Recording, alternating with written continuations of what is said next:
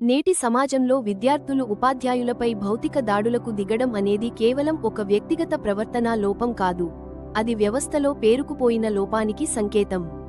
Cellphone వద్దన్నందుకో, పరీక్షలో కాపీయింగ్ను అడ్డుకున్నందుకో గురువులపై చేతులు ఎత్తే స్థాయికి విద్యార్థులు వెళ్తున్నారంటే మనం ఎక్కడ తప్పు చేస్తున్నామో ఆలోచించాల్సిన సమయం ఆసన్నమైంది.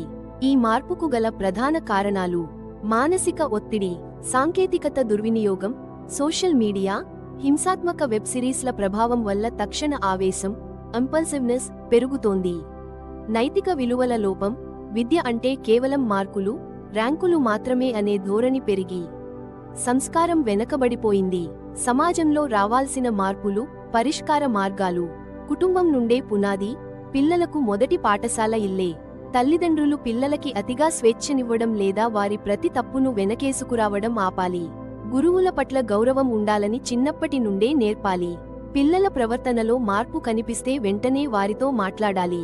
విద్యా బోధనలో మార్పు: పాఠ్యపుస్తకాల్లోని సమాచారంతో పాటు వ్యక్తిత్వ వికాసం, వాల్యూ బేస్డ్ ఎడ్యుకేషన్ తప్పనిసరి చేయాలి.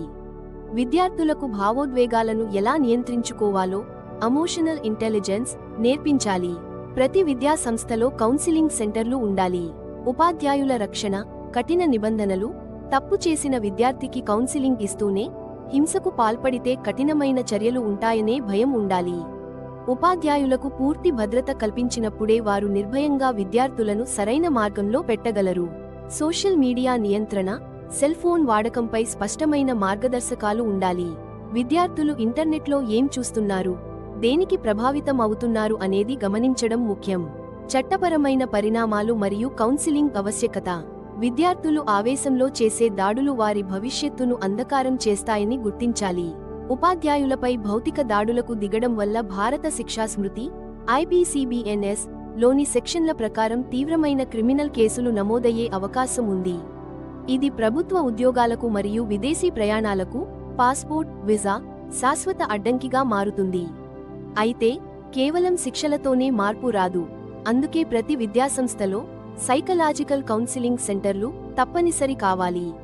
విద్యార్థుల్లో పెరిగిపోతున్న యాంగర్ మేనేజ్మెంట్, కోప నియంత్రణ సమస్యలను గుర్తించడానికి నిపుణులైన సైకాలజిస్టులతో క్రమం తప్పకుండా సెషన్లు నిర్వహించాలి.